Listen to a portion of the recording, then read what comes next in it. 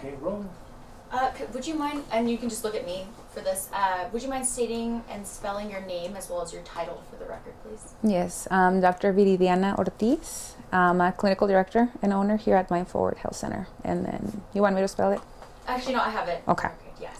Okay. And then I just want to start off by saying, why do you think Stress Awareness or Stress Awareness Month is so important as an expert to talk about and bring light to?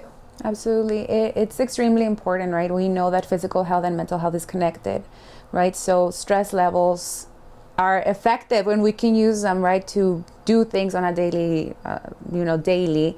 However, when our stress levels get extremely high, we go into a fight and flight mode, and that creates cortisol, which is extremely toxic for our bodies. And could you talk a little bit about the long-term effects of chronic stress, both bodily consequences as well as mental consequences? Absolutely. So chronic stress, the cortisol that I was mentioning earlier, right? If we're constantly producing that 24/7, right? That's going to take a toll in our body. We can develop autoimmune diseases, diabetes, hypertension, digestive related issues as well, right? So it is important to be aware of our limits, our self-awareness, right? And being able to promote that through and create healthier habits, right? When it comes to stress management. Because if we don't deal with that effectively, it will take a toll on us, and we can develop also anxiety and depression. And could you give some examples of some helpful coping strategies or ways of dealing with stress? Absolutely. Stress management it's pretty basic if we think about it, right? It's all about having a to-do list and thinking what energy levels I have today, right? Because sometimes we create millions of things, right, on a daily basis, but in reality we have only 8 hours a day, right? 6 hours a day, realistically speaking. So knowing our limits, and then breathing techniques when we feel that we are having an anxiety or a panic attack, which is very common as well in our community. Just being able to ground ourselves as well. And particularly in talking about college students who have a lot to deal with, a lot of them are doing school, studying, grades, as well as a lot of them are working part-time jobs to pay for that. What advice could you give for the young people who are really dealing with a lot as they reach into adulthood? Definitely. And it's about reaching out and making connections, right? When we are on the go, you're working, you have your internship, you have your family. We tend to neglect ourselves in that process, right? And we tend to distance ourselves, and we're constantly on the phone, social media, right? But we miss those social connections. Working on interpersonal relationships, whoever your support systems are, family, friends, but being able to connect with them in that social aspect, that's key, and it has to be in that priority list. And what would you recommend people who just people to just try if they find themselves stressed day to day, just a little something that could help calm them down? Just grounding ourselves, right? And asking ourselves, okay, what is going on with my body, right? Because if we start experiencing headaches, anxiety attacks, panic attacks, at that point your body is communicating something to you, right? So it's important to take a step back and ask ourselves, what is causing me to feel this stressed out?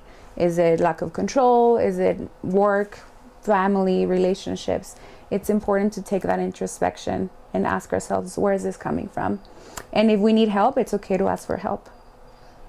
And do you have any first step advice for people who haven't really done anything to cope with that before, but getting the help that they need?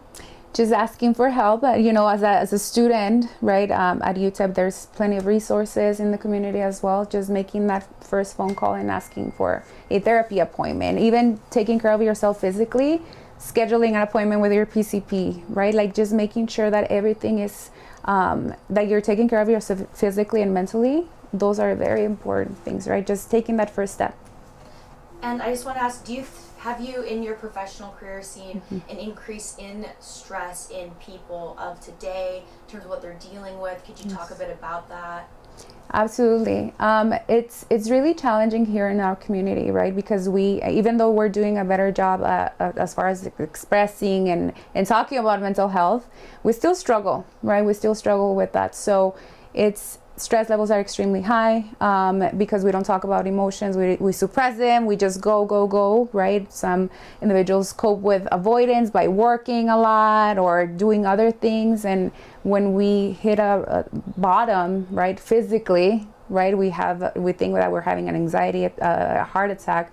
when in reality you're having an anxiety attack, right? So we do see a lot. I think that we can do a better job in our community as far as expressing feelings, communicating, and making those social connections, because it's definitely increasing every year. I've seen that. Do you have anything else you could add about anything in terms of why this awareness month, stress awareness month, is so important to emphasize, and how it can help people bring light to that?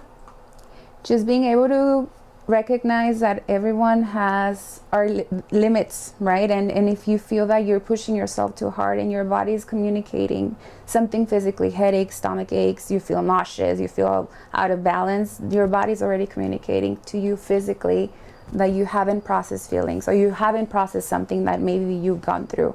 And it's important to recognize that all of us have gone through something, and if you feel that you're unable to cope, you need to manage that stress level effectively. But how? Asking for help, recognizing it, and making sure that you're seeking help with professionals, either with your primary care physician and mental health providers as well.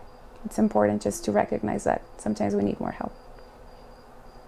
All right. Thank you so much. Thank you so much, Thank you so much guys. for taking the time. Thank you so much for waiting. I'm so sorry.